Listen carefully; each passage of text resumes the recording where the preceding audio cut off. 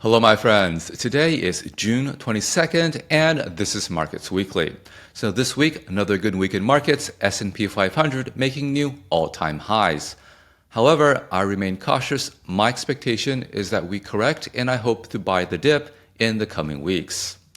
Okay, so today I want to talk about three things. First, let's talk about some news from the People's Bank of China, where their Governor Pan seems to be suggesting that they are going to be enlarging their toolkit to include buying and selling of government bonds in the secondary market. Secondly, so this past week we also had a new impetus in the developed market central bank cutting cycle. We had the S&P cut a second time this year, and the Bank of England inching towards cuts maybe as early as August. So let's talk a little bit about what's going on over there. And lastly, now the latest University of Michigan consumer sentiment data shows that U.S. consumers continue to be unhappy. Now that's been confusing a lot of people since on the surface it looks like the economy is doing well. Let's explore a couple of theories that try to explain this discrepancy. Okay, starting with China. So let's level set a little bit. So a few months ago, there was some reporting that President Xi, in a speech, suggested that the central bank there could be buying and selling government bonds. Now that speech was actually made last year, but only, leaked to the press in the past few months. Last week, though, we got more details as to what that could mean. Governor Pan of the People's Bank of China gave a speech highlighting some changes that he would make in how the central bank operates, including some more active buying and selling of government bonds in the secondary market. Now, this doesn't necessarily mean QE, but it does mean the capability of doing so. In order to understand this, I think it's helpful to have some more context on how the PBOC operates. So first of all, what is their mandate? So the Fed, full employment price stability, ECB, price stability, supporting the goals of the European Union, and so forth. In China, the PBOC is charged with protecting the value of the currency, so stability of the currency with a view towards economic growth. Now, what does that mean? Well, one way you can think about it is, of course, an inflation mandate, because having a stable currency is the same thing as having stable inflation. But that takes on an additional dimension when it comes to China because they have a managed float. So internally, of course, it has to do with inflation stability. Externally, it has to make sure that the currency doesn't move too much on the exchange rate front. Now, the second part in looking at the PBOC is just how does it go about implementing its monetary policy. In the US, of course, we know the Fed adjusts the overnight interest rate up or down, and sometimes, of course, also does stuff with its balance sheet to try to influence longer dated interest rates. Now, the PBOC is a bit different because in addition to interest rate tools, they also have quantitative tools. So this is something that the Fed used to do as well. So for actually a large part of the Fed's history, when they managed the economy, they were thinking in terms of credit growth, money supply, and things like that. But what they found in their experience is that managing these quantitative aggregates just wasn't very effective. Part of this was that because the Fed lived in a somewhat of an open economy, whenever they tried to have control over quantities of, let's say, credit or M2 or stuff like that, the banks and the borrowers can simply just leave the US and set up shop elsewhere. You had a very vibrant offshore dollar market in London, basically allowing them to easily evade any quantitative restrictions that the Fed put on domestic credit growth. So the Fed over the years transitioned to basically focusing solely on price. You won't ever hear the Fed talk about, oh my gosh, I'm trying to have these M2 supply targets or something like that. That's just not how they think about it. They think really just based on interest rates, which is to say price. But in China, things are a bit different. They have a somewhat of a closed financial system and one that's very much bank dominated. So if you want to borrow money in China, oftentimes it's through the banking sector. So the People's Bank of China tries to control, tries to have influence over the economic conditions, not just through adjusting the price of money interest rates through things like 7-day repo or medium-term lending, but also trying to adjust things like the reserve ratio, which of course we used to do in the US as well, trying to control the overall quantity of credit created by the banking sector. Now, what seems like they want to do now is to also have an additional tool to have more control over market-based financing, which, while still relatively small in China, is growing. So what do I mean by market-based financing? In the US, if you want to borrow money, you can go to a bank, but oftentimes, especially if you are a large corporation or someone wealthy, you can go to the market. And you could either say float a bond, or if you hold something like a treasury security or a corporate bond, you can also sell it and in return get cash. Now, this is a big part of how the US financial system works. And so the Fed, of course, expanded its footprint to have a bigger role in these market-based financing things, most notably in quantitative easing, trying to lower longer-dated interest rates, but also when the market freezes up to provide emergency lending. Remember, during the pandemic, everyone who held treasuries was trying to sell treasuries and get cash. Now, that works fine, provided that there are also people who are trying to buy treasuries at the time, that is to say, put cash into the market and take a treasury security out. In 2020, there's this huge imbalance between the supply and demand, such that the Fed had to come in and ultimately buy enormous amounts of treasury securities, which is to say, add cash into the market so that investors could take cash out. When you are a bank-dominated financial system, you don't really worry about this, because when people go to the bank to ask for cash, the bank can turn around and ask for cash from the central bank through, let's say, the discount window. Now, it seems like in China, as their financial system grows, the central bank there would also like the ability to be active in the secondary markets, not just, say, implement quantitative easing, that is to say, try to have more influence over longer dated parts of the curve. I don't think that's what they're trying to do. But also, in the event that you have a liquidity panic in the market, you could be there and support the market just like the Fed did in March 2020. Now, what's been happening in China over the past few months is there's been a tremendous bull market in bonds. And you can see here that their longer-dated interest rates are really coming down.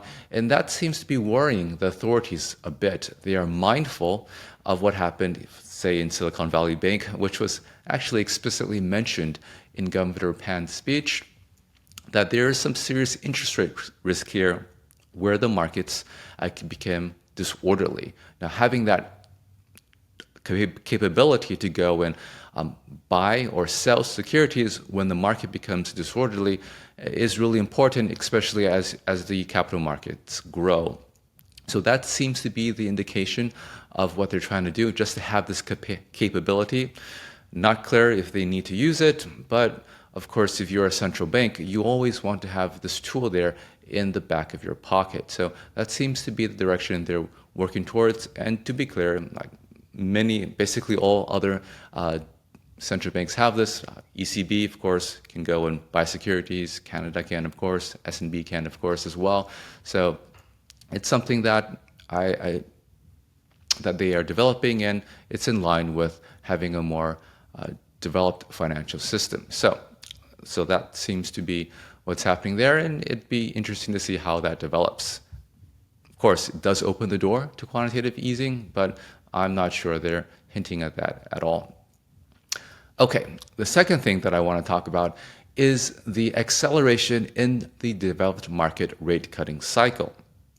Now, remember, this rate cutting cycle began when the Swiss National Bank cut interest rates earlier in the year. Why did they cut interest rates? It's because inflation was lower than expected. And this time around, they're cutting interest rates for the same reason. Looking at their projections, it looks like they're thinking that inflation will actually be around 1%. So there's really no reason for interest rates to be where they are today, and they cut it by 25 basis points. Now, part of this, of course, appears to be this sudden surge in the strength of the Swiss franc, especially against the euro. As we discussed last week, there's some political risk in the European Union, and that's causing a bit of a flight to safety into the Swiss franc. Now, the Switzerland being, of course, economy that has a big export sector, they're sensitive to fluctuations in currency, and the central bank may be trying to manage the strength in the Swiss franc by cutting rates and weakening it a bit. Now, in addition to the S&B, last week we also had the Bank of England. There, while they did not cut rates, you had two members of the committee want to cut rates. The market now is pricing in about a 50% chance that we could get a rate cut as early as August. Now, looking at the data in England, it's clear to see why the market thinks this way. Now, inflation has definitely been coming down. When you harmonize inflation across different methodologies across jurisdictions, you'll see that inflation in the UK has been coming down as it has been coming down in the US and other DMs as well. So it makes sense for the Bank of England to be thinking of moderating their stance of restrictiveness. In addition, you can also see that their unemployment rate has been ticking higher. So they're going to have to be thinking a little bit more about growth in addition to inflation going forward. So it's no surprise that the market is beginning to think that, again, the Bank of England will join the ECB, Canada, Swiss National Bank in embarking upon a rate-cutting cycle, and maybe sooner than we expect, the Fed will be cutting rates as well. Find out more about that as the data comes in over the coming weeks. Okay, the last thing that I want to talk about is U.S. consumer sentiment data. So this past week, we got data from the University of Michigan that shows that U.S. consumer sentiment continues to be very poor.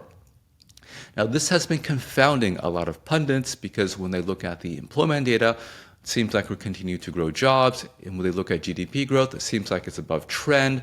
When they look at wages, it seems like wage growth is strong. And so a lot of people don't understand why the consumers are so downbeat when the economic data seems to suggest that things should be better. I mean, not to mention the stock market, which continues to make all-time highs almost every single day.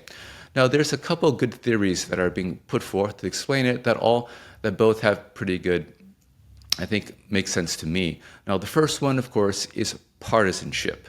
So looking at this chart from the Richmond Fed, you'll notice that when you have a Democratic president, Republican consumer sentiments are very poor, and when you have a Republican president, Democrat consumer sentiments tend to be poor. So part of the reason we're seeing this could be just Republican voters are just really, really downbeat on President Biden. So polarization could be one of the possible explanations of this data.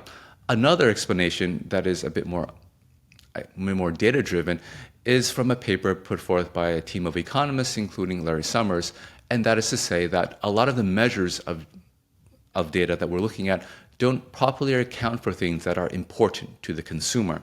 For example, looking at CPI inflation. Now, when we look at CPI inflation, it looks like it went up a lot and then it came down a lot, CPI inflation at about 3%. Why is the consumer still so upset? Now, the team of economists think that because CPI doesn't fully capture some things that are really important to the consumer, such as financing costs. So even though the rate of increase in a lot of prices have come down, consumers still look at, say, mortgage rates and car loans as being much higher than they were before, and that matters to them. Now, pre-1983, the CPI was actually calculated in a way that included these costs of home ownership, but it was later taken out. So the team of economists reconstructed the CPI to in the same way as it was in 1983, including these cost of home ownership financing rate measures, and they end up with a number that is very different from the CPI that we see right now. Their reconstruction shows that CPI went a lot higher than the official CPI, and right now remains much higher as well. Now, it seems like consumers care a lot about financing rates, and so even though many other data measures are showing improvement, showing good results, this cost of financing is not being captured in those measures, and it's really important to the consumer. And so basically, we are mismeasuring what the consumer considers to be important. And the team of economists further take their measure and use it to try to explain the gap between what's predicted by economic data and consumer sentiment, and they think that it accounts for a lot of the gap. So what we're seeing now basically isn't that the voters are stupid, it's that the measures that are used are just not accurate. So that seems to be what's happening there. Don't think that they're going to change it, though. One of the interesting things was, I think, when you have financing costs in CPI, though, when you raise rates, you actually make CPI higher, and when you lower rates, you make CPI lower. So it kind of sets you up in a bizarre situation. Okay, so that's all I prepared. Thanks so much for tuning in. If you're interested in my thoughts, find me at fedguy.com, or if you're interested in learning more about markets, check out my online courses at centralbanking101.com. Talk to you guys next week.